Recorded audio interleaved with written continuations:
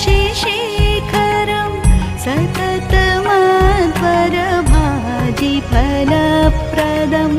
प्रलयदग्धसुरासुरमानवं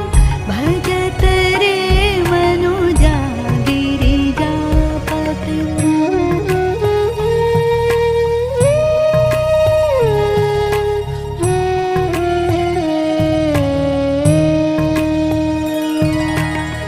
मदमपास्य चिरं हृदि संस्थितं मरणजन्मजराभयपीडितं जगदुदीक्ष्य समीपभयाकुलं भजत रे